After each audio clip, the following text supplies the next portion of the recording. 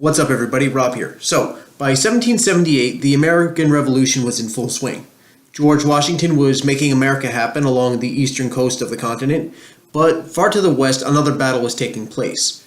Now, that area had been occupied by the British since the end of the French and Indian War and was known as the Illinois Territory. Now, this is not just the state of Illinois as it is today, but a collection of other states, or what are currently other states, including, but in no way limited to, Ohio, Indiana, Kentucky, Michigan, parts of Wisconsin, really Western Virginia, West Virginia, really anything border-wise past the coastline. You know, once you start getting too far inland, the borders became sort of vague and hazy. Well, in any case, American settlers had been occupying this area for decades at this point in violation of various treaties, particularly the Land Ordinance of 1763, but that's another matter. In any case, when the American Revolution broke out, the British there had a problem. Specifically the territorial governor, a guy by the name of Henry Hamilton. Now, the Illinois Territory was an absolutely massive piece of land. It's actually larger than France, and the British only had a few hundred soldiers, or Hamilton only had a few hundred soldiers to patrol this area.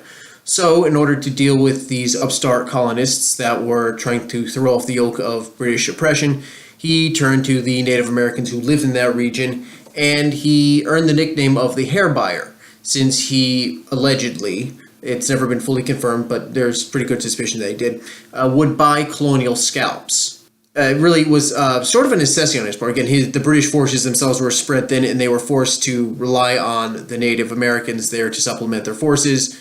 Any case, as you can imagine, the Americans were getting pretty sick of this. So a Virginia militia colonel, a guy by the name of George Rogers Clark, convinced the House of Burgess to authorize an attack on the British in the Western Territory. Now, the campaign had two specific objectives. The first objective was to neutralize Indian attacks by getting rid of British influence in the area, and hopefully that would be enough to, prevent the Indians or discourage the local Indians from attacking American settlers. The other objective would be to secure a water route, specifically use of the Mississippi River, which would allow Spanish and French supplies to travel up that particular waterway and support the colonists from that particular front. So, with approval from the Virginia House of Burgess, George Rogers Clark began recruiting men for his expedition. Their initial targets would be the settlements of Kaskaskia, Cahokia, and Vincennes, which were all important supply centers throughout the territory. Their ultimate goal, however, would be to attack the British main base at Fort Detroit, which is, Detroit, and that would hopefully break the back of British influence in the area. He was authorized to raise 7 companies of 50 men each, but in the end, only about 150 volunteers arrived. So, far short of his goal, Clark and the rest of the men set out, eventually reaching a spot in the Ohio River, later known as Corn Island, on May 27, 1778, where they were promised reinforcements from the local militia, about 200 men. Except 200 men didn't show up, and instead they were greeted by a grand total of about 20. While on Corn Island, Clark set himself to the task of training and disciplining his small army. In his words, and I quote, "I had encamped on a small island in the middle of the falls and kept strict guard on the boats, but Lieutenant Hutchings of Dillard's company contrived to make his escape with his party after being refused leave to return. Luckily, a few of his men was taken the next day by a party sent after them. On this island, I first began to discipline my little army, knowing that was the most essential point towards success. Most of them determined to follow me, the rest feeling no probability of making their escape. I soon got that subordination as I could wish for." Clark trained and disciplined his soldiers on Corn Island for about a month until June 24th, 1778, when they set out, moving down the Ohio River, their target being the settlement of Kaskaskia. The trip took longer than had been anticipated, and the men were hungry after not eating the last 2 days of the march. Clark's second in command, Captain Joseph Bowman, stated, "In our hungry condition, we were unanimously determined to take the town or die in the attempt." Now, fortunately for them, they wouldn't need to. When they arrived outside the town on July 4th, they crossed the Kaskaskia River, moving into the town unnoticed. The town's fort, known as Fort Gage, fell to the Americans. The first indication the British commander had of the American attack was when several Americans burst into his bedroom while he was sleeping. The entire town and garrison fell without a shot being fired. Now, most of the townsfolk of Kaskaskia were of French extraction. Most of the territory was actually previously under French control until about a decade earlier after the French and Indian War, or the 7 Years' War as the rest of the world knows it. Any case, according to Clark, nothing could excel the confusion of the people seemed to be in, being taught to expect nothing but savage treatment from the Americans. Giving all for lost, their lives were all they could beg for, which they did with the greatest of fervency. They were willing to be slaves to save their families. Well, to mollify their fears, Clark presented them with information about the recent American and French alliance, a fact that the British obviously kept from them. And with this news, the French townsfolk, who were really not too happy being under British control, were more than eager to join the American cause. The next day, Joseph Bowman and about 30 men set out with several of the French citizens to Prairie du Rocher, Saint Philippe, and Cahokia. The priest of Kaskaskia, a man by the name of Pierre Gibault, and a few other companions set out at Clark's approval to Vincennes. There, the French citizens were more than willing to swear loyalty to the American cause, especially after assurances that the Catholic religion would be respected and protected under American control. All three objectives had been taken without a single shot being fired or a life being lost on any side. Now, at this point, Clark had a different problem that he solved in typical direct fashion. The Native American tribes, as you can imagine, were not particularly happy about American presence in the area. So rather than fight them directly, which he couldn't because he had a very tiny force, basically operating alone independently without any sort of supply or reinforcement, so instead he called a council, and this is where Clark the diplomat shone through. Representatives from tribes as far away as 500 miles gathered in Cahokia in order to hear this new crazy upstart American. Once everybody had gathered, Clark addressed himself to the gathered Native Americans and presented himself as a conqueror, a man simply not to be trifled with.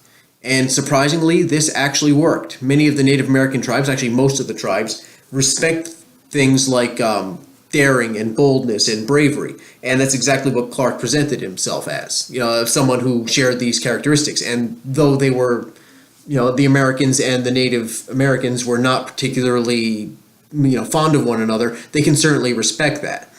Clark also laid out to them that they were being used by the British. And so the Native Americans considered this, and many of them actually agreed, and their support for the British waned. Well, there was the inevitable British response to all of this. Now, you don't create the world's greatest empire by just rolling over whenever you have a little bit of a setback. So by early August, Henry Hamilton had received news of the American capture of these settlements, and he gathered his forces of about 30 British soldiers, about 145 Canadian militiamen, and about 60 American Indians, who set out to retake these settlements. He left Fort Detroit on October 7th, making his journey along the Wabash River. Along the way, he gathered more Indian allies, which increased his force to well over 500. With this overwhelming force, on December 17th, Hamilton and his army entered Vincennes. The local militia of French townsfolk immediately deserted in the face of this massive force, which left the Americans, a grand total of 3 men, to surrender to the British. The French townsfolk quickly renounced their allegiance to the Americans and reswore loyalty to King George. Now, winter is by no means a time for conflict, especially in the 18th century. It was typically a time for rest with, the campaign season over. So Hamilton sent his Indians home so they can hunt during the winter and provide for their families, and well as a large portion of his militia. He planned on using Vincennes and specifically its rebuilt fort named Fort Sackville. He planned on using it as a springboard for his campaign to retake the other settlements come spring. Meanwhile, back in Cahokia, the Americans there were surprisingly well equipped due to Spanish intervention. Like the plan had entailed, supplies were able to reach the Americans through the Mississippi River, specifically through the port of New Orleans, travel up that waterway, and George Rogers Clark and his men were among the best equipped Americans in the entire war. Shortly after the fall of Vincennes, Clark was informed of the British movements by a very unusual source. There was a trader by the name of Francis Vigo, who was, now, most sources say he's Spanish. I've seen others say that he's Italian. In any case, he was not he was not French, he wasn't British, and he wasn't American. In any case, he was a trader in Vincennes, and Hamilton was not particularly happy to let him go, but he didn't want to keep him either because of his neutrality. So he made Vigo take an oath. Now, he said to him, I know you're sympathetic to the American cause. I'm paraphrasing here, of course. But I know you're sympathetic to the American cause, and I know your home is in St. Louis. So I'm going to let you go to your home in St. Louis, and I know the Americans are over in Cahokia. Now, whatever you do when you go to St. Louis, do not stop on your way in Cahokia to inform the Americans of what you're doing. Just go directly to St. Louis and don't stop along the way. And surprisingly enough, Vigo actually said, yeah, sure, I'll do that. And he did it. He followed that exactly.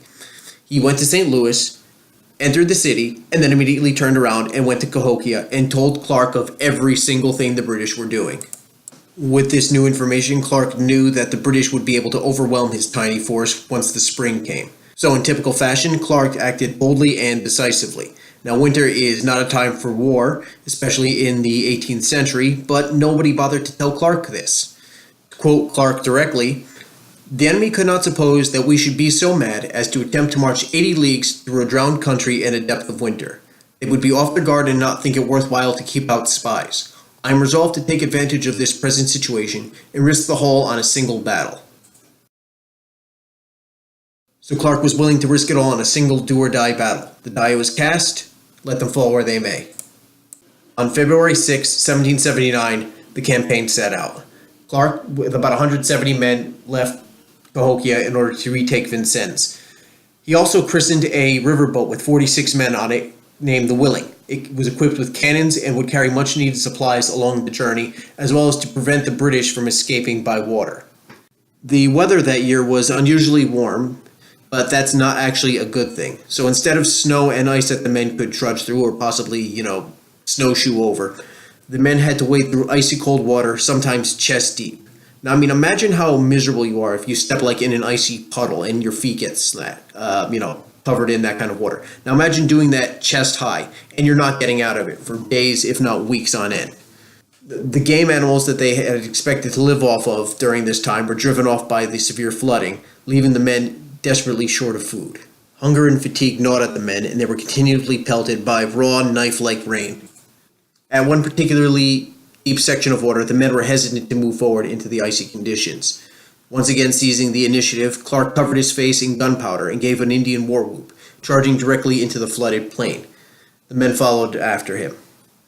Now, surprisingly, though they were no doubt miserable, the men actually were in reasonably good spirits at this point. They started to feel themselves elated that they were tougher and stronger than other men. In the words of Captain Joseph Bowman, the second in command of the expedition, "Never was men so animated with the thoughts of revenging the wrongs done to their back settlements as this small army." Unfortunately, their high spirits would not last. The Willing, the gunboat that had set out with them, had failed to arrive at the predetermined location, and the men would have to do without the much-needed supplies that the Willing was carrying. In the distance, the men could hear the guns of Fort Sackville firing off the morning and evening salute. Energy was fading away, and Clark was becoming more and more desperate. He placed Captain Bowman and 30 picked men at the rear of the column, with orders to shoot any men that refused to carry on. They struggled on through the frigid, flooded plain until they reached the outskirts of Vincennes, utterly exhausted. Some of the men could hardly crawl, let alone march, but every single one of the men made it there. The men set up camp on the heights outside of the settlement, and they began to recover their strength. They were finally on the first high ground out of the water in several weeks. The Americans then encountered a party of hunters from Vincennes who informed them that their presence was still unknown and that the townsfolk were still sympathetic to the American cause. Now, while he was there, Clark once again reached into his bag of tricks and played a bit of psyops on the British. The ground they were on was high enough that the British couldn't see the Americans directly, but they could see banners and flags, and Clark used this to his full advantage. So, with a combination of flags that the Americans themselves had brought, as well as flags and banners that were brought with them by the French militia that had joined them, Clark had the men parade around the heights, showing off the banners and giving the impression, according to one chronicler, that he had over 1,000 men in his force with him. So with all of the pieces in place, Clark made his final moves. On February 23rd, he launches his attack on the British at Fort Sackville. Moving his men in 2 columns throughout the town, they move within 200 yards of the fort and they open fire. They're armed with rifles, which are hunting pieces, but are still devastatingly accurate and highly effective. Their soaked and useless gunpowder was replaced by dry powder from the sympathetic townsfolk. With this base of fire, many of the men were able to creep within 30 yards of the fort, building makeshift barricades of logs and other pieces of timber. Inside the fort, Hamilton heard the shooting and ordered a return fire, which had no effect. Every time the British opened up a gun port, the Americans with their accurate rifles would pick off the gunners. In the words of Captain Bowman, the cannon played smartly. None of our men wounded. Men in the fort badly wounded. Fine sport for the Sons of Liberty. The firing continued on throughout the night, the Americans inching ever closer and shooting and seriously wounding pretty much anybody who opened up a gun port or was foolish enough to stick their head above the parapet. At daybreak, Clark sent a message to Hamilton demanding his immediate and unconditional surrender. Hamilton declined. Again, he's not just going to roll over because he faces a little bit of adversity, and the battle continued on for another 2 hours or so, until Hamilton eventually, under a flag of truce, sent out his prisoner, a man by the name of Captain Helm, who was Clark's captured garrison commander, who was captured by the British when Vincennes fell a few months earlier. This facilitated a diplomatic back and forth. No arrangement could be reached. Again, Clark kept demanding an unconditional surrender or that he would storm the fort and kill everybody inside.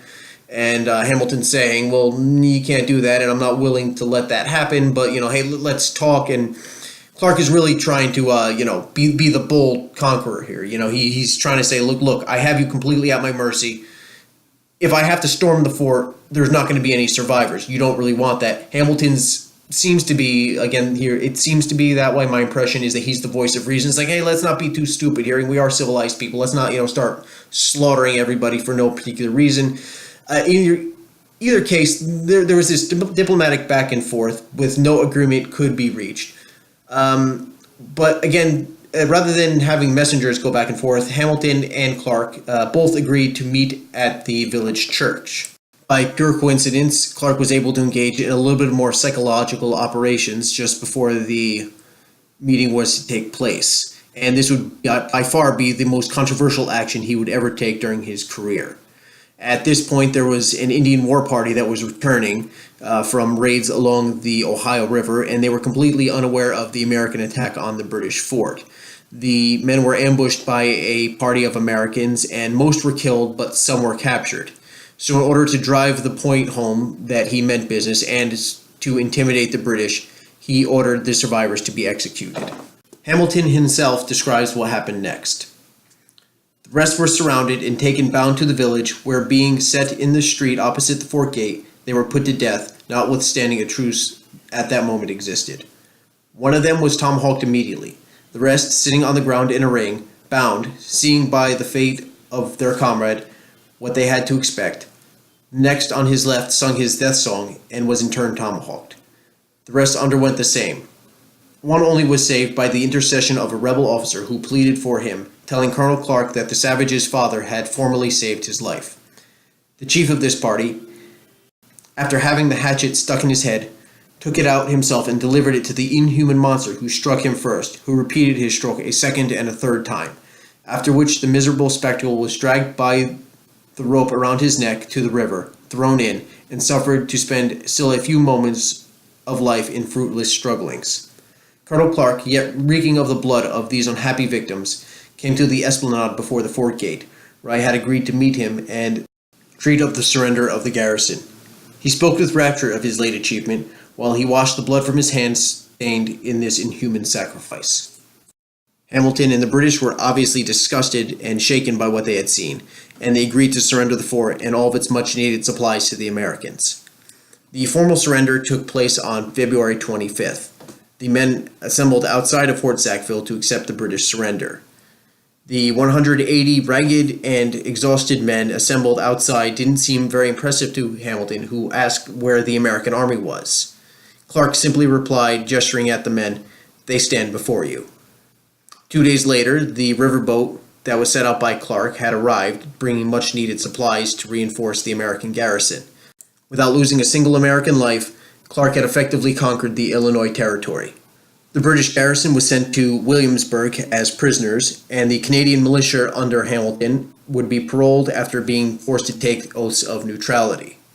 Clark would spend the rest of the war trying to capture Fort Detroit, but any attack on the center of British operations in the Illinois Territory would never materialize. Still, with Hamilton out of the picture, there was less incentive for Indians to attack American settlements in the West, and a path was cleared for French and Spanish supplies to arrive to the Americans via the Mississippi River.